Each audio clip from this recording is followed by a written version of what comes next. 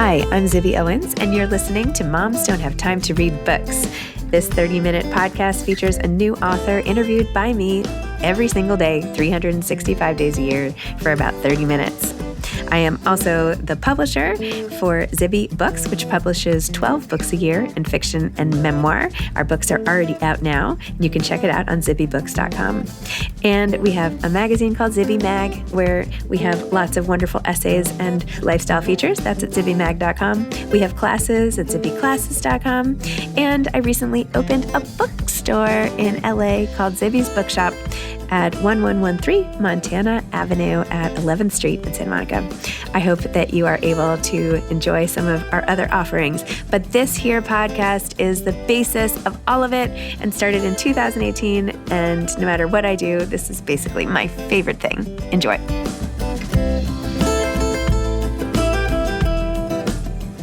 Goldie Taylor is the author of The Love You Save, a memoir. Goldie is a veteran journalist, cable news political analyst, and human rights activist who has covered national politics and social justice issues for over 30 years. She has been featured on nearly every news network and talk show, and she has written for Salon, Ebony, The Griot, The Huffington Post, The Atlantic Journal-Constitution, The St. Louis Post-Dispatch, and most recently as editor-at-large for The Daily Beast. Welcome, Goldie. Thank you so much for coming on Moms Don't Have Time to Read Books to discuss The Love You Save, a memoir. Thank you so much, Zibby, for having me. This is terrific. Oh, well, it's such an honor to talk to you. And oh my gosh, your memoir was just so open and raw and vulnerable. And oh my gosh, it was beautiful, really beautiful. Thank you. Thank you for that. It's been quite a road, as you can imagine, writing a memoir such as this, and then working through present day issues with family. Yeah. And so it has been a little murky to navigate emotionally. Yeah. But I think all in all, probably one of the most rewarding experiences of my life. Wow. Take listeners through what this book is really about, but also I'm curious why now? Like, why did you write it now? What made you ready to face all of the murkiness that you probably thought would lay ahead? And why share your story at all? You know, what I think is there comes a time, everyone comes from someplace. Everybody has a story. Everybody has a piece of brokenness somewhere if they've lived long enough. Going back now for me was a time for me to become the witness for myself that I didn't have coming up. And so I didn't see a reflection of myself in family, in the community surrounding me, because all of these things, all of this trauma had happened in secret, that it wasn't talked about, that it wasn't dealt with. And thus wasn't reflected back to me that something happened here and something very bad is wrong. I had to go back and be my own witness, to be the grown-up that I would have wanted to have had when I was a kid, and to tell the story from that perspective. Along the way, I have to tell you that there were pages when I just had to stop myself and take a breath. I bet. There were days when I simply could not get out of bed, that I just wanted, though, just to keep going, right? And the more I went back, the more I remembered and was able to sort of set those bones into place. And by the time it was over, by the time I finished that first draft for the publisher, I took a huge sigh of relief that it had been laid down really exactly as I had experienced it.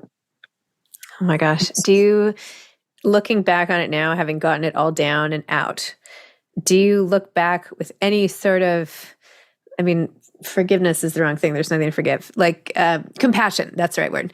Do you feel like compassion and like a different view of your younger self now that you're a grown-up, essentially looking back and thinking about what, does the change in perspective change the narrative for you at all, or how you feel about it? I think it really does. You know, I say that when I was a little girl, I was just an angry child, that you could smell the madness coming off my bones, really. Going back now, seeing myself as an 11-year-old girl attacked in my neighborhood, and then re-victimized by an older cousin, the casual cruelty of my Aunt Geraldine, the disconnection I felt with my mother and sister, and how I sort of took refuge under my Grandma Alice's skirt. When I look back at all of that now, I see and feel not only a level of compassion for myself and even, forgiveness for myself, because I thought I was dirty. I thought I was small and insignificant and mattered to nobody. I thought at one point that I belonged to nobody and to nothing and nowhere specifically. Oh, it's so heartbreaking. But to look back now and see and hear the traumas that my aunt and mother endured, older cousins endured, to sort of understand really where they were coming from then. What I know now more than I think ever before is that my mother gave me every single thing she ever had to give. And if she didn't give it, it's because she didn't have it to give. Mm. And so I have a severe level of compassion for the woman that she had to be, but also for that of my aunt, who early on in this book doesn't come off very well, right, or very loving.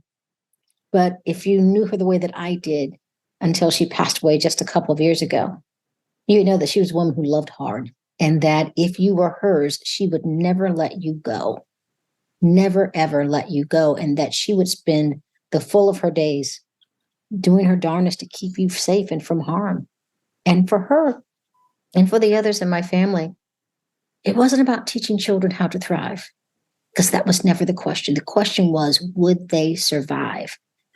And so these were people from the country who only believed in making sure their children lived to see the next day. It was that basic for them. And yet, here you are today with this hugely amazing career, and thriving is an understatement. And you came from like the most awful situations. There was this one passage, and this may be sort of triggering in terms of sexual abuse, but if I could just read this one paragraph. Yeah. By the summer of 1981, the warring in my head was near constant. I had sharp memories about the day I was raped, and at times I awoke screaming in the dark. I was afraid to go outside, went days without bathing, and rarely ate. My tangled, unwashed hair fell out in clumps. I don't remember crying or even talking much. I mostly kept it to myself. It was safer that way, I thought. I was scared that somebody might touch me. Oh, it is heartbreaking, Goldie. My gosh. We lived in a house full of people in my Aunt Geraldine's house. My aunt, my uncle, my grandmother, her children, who were in their teens by then, late teens by then, and all of these grandchildren of my aunts, and all of these cousins and such, that there was a gaggle of people in this house. And so there's really no place to be alone. It was hard to go through a day where you just didn't brush up against somebody because the house was just so crowded. And so I took to books. My aunt had a stairwell that sort of went upways and cut to the left.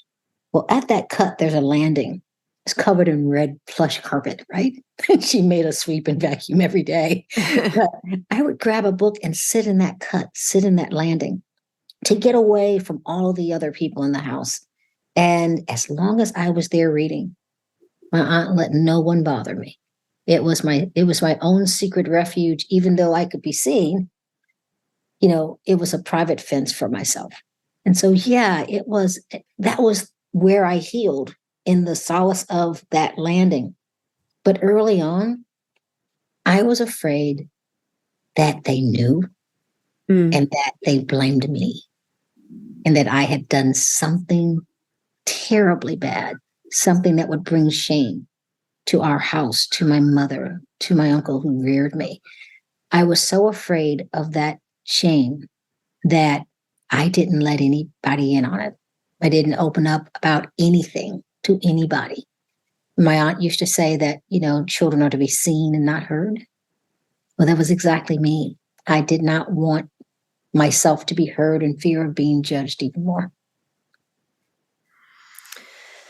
Well, I'm so sorry that you had this experience. It's heartbreaking. And the way you wrote about it, it's like we all were living through it on your shoulder as you went through it. And it hurts. It like physically hurts the reader almost to go through it. A lot of this book sort of centered on this period of childhood for you.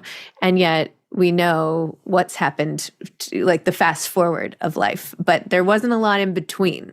So how did you go from, as you said, 11-year-old girl, 16-year-old girl, everything that you wrote about in the book, to your career now? And what do you do with all those feelings as you go through it? Like what happened? Give me the PS, the whole Well, thing. the PSA, there was a lot of stumbling, a lot of falling. There was a lot of what I call self-torture. You torture yourself over the years for this. There was a lot of compartmentalizing and tucking away. I did as my mother did. I tucked it in and I kept moving. I raised my children. I got married and had children. I went back to college. I started a career as a journalist at the Atlanta Journal-Constitution in Atlanta, making $7.50 an hour, 25 hours a week was the cap, right? And so I started from the beginning just as my mother had, and I kept swinging. And there was one day, though, when things just caught up with me. I had been on NBC News. I had been on Good Morning America, the Today Show, All Things Considered, the BBC, you name it. I had been on that show talking about social issues of nearly every stripe. But one morning it all caught up with me. My own story stopped me in my tracks, and I had to write it down. I wrote the first essay for the Daily Beast back in 2019, and that essay became this memoir. I would say to anybody reading this book, because I wanted to take you in the moment so you could see, feel, smell everything that I was experiencing. We know how this story ends.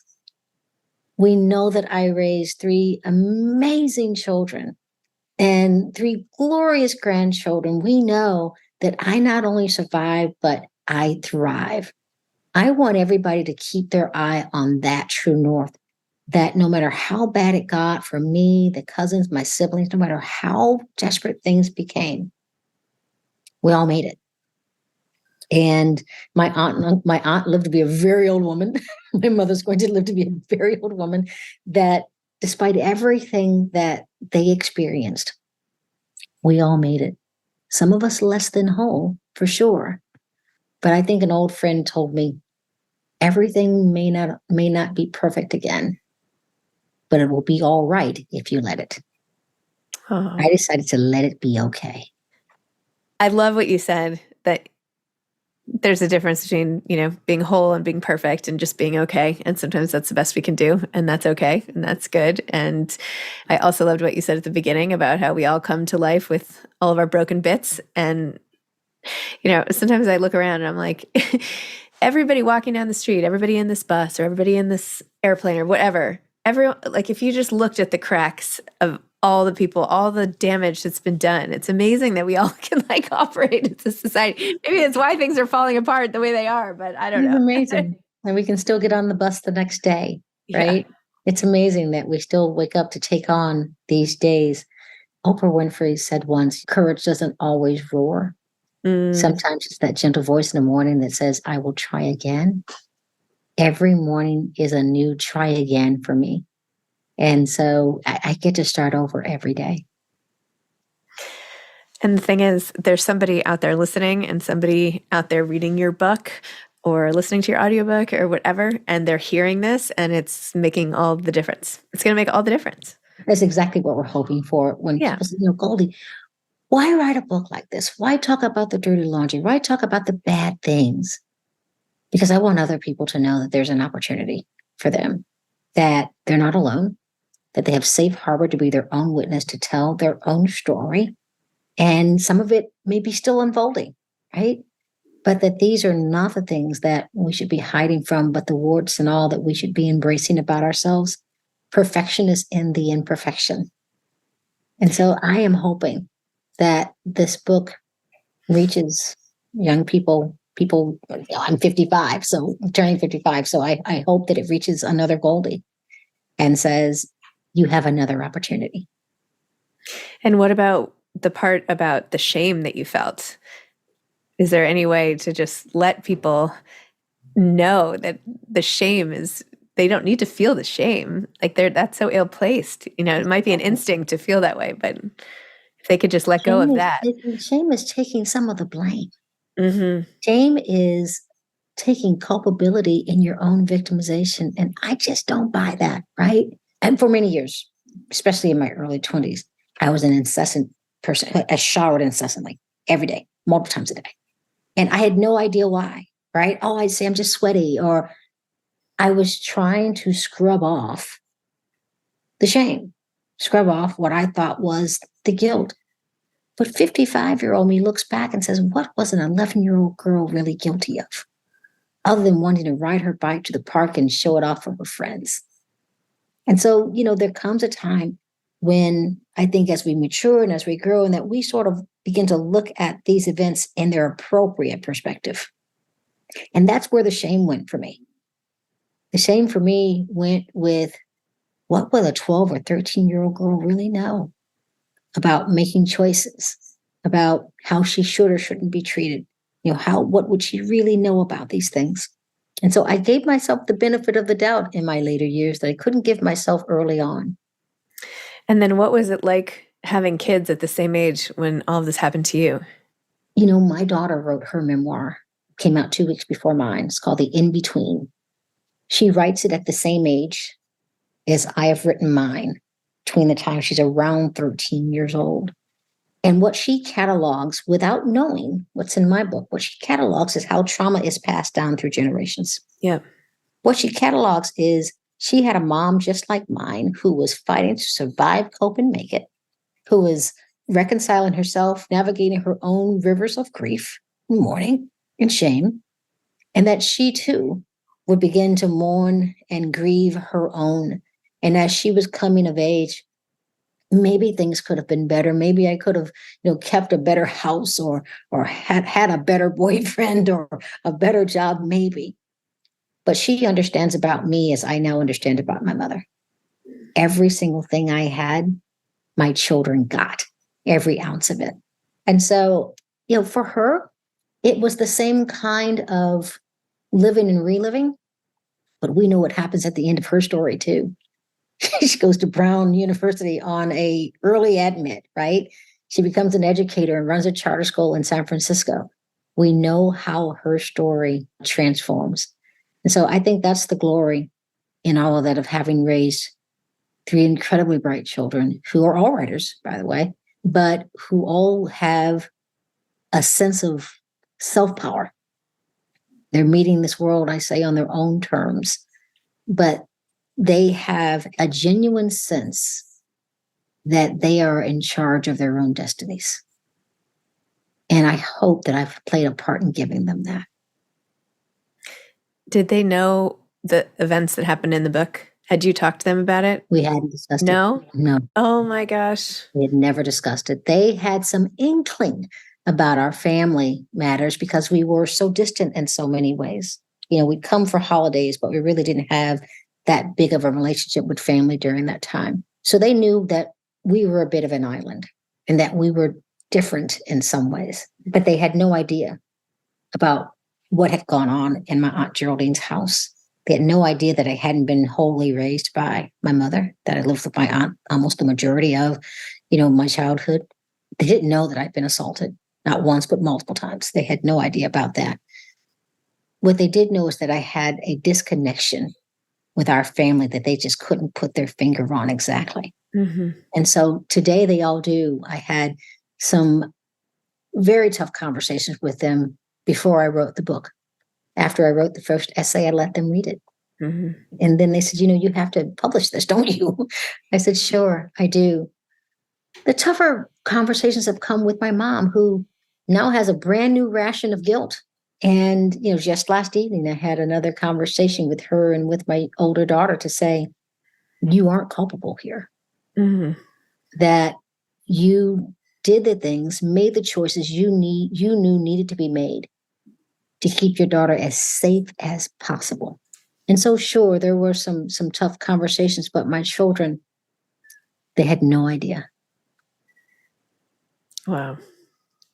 That must have changed the dynamic between all of you. I mean, to imagine opening up, if my mother were to all of a sudden tell me all this, I don't know, it would just change everything. I feel like it would just, I don't know. It changes your whole relationship when you get to know someone in a new way. Obviously. It does, but the transparency breeds even greater intimacy. Mm-hmm. Yes. My children and I we're best friends. All of us. And so I think that became exceedingly helpful as you begin to unspool a story like this. But the transparency, the authenticity, I've always been known for that. I've always been known to say the ugly thing out loud. So when I decided, we're going to write this, My children were not surprised. They weren't surprised at all. Interesting. So now that you wrote it and it's out there and everything, I feel like this must have been something that had been weighing on you for a long time to like get it out. How do you feel now that it's out there, and like where do you go from here?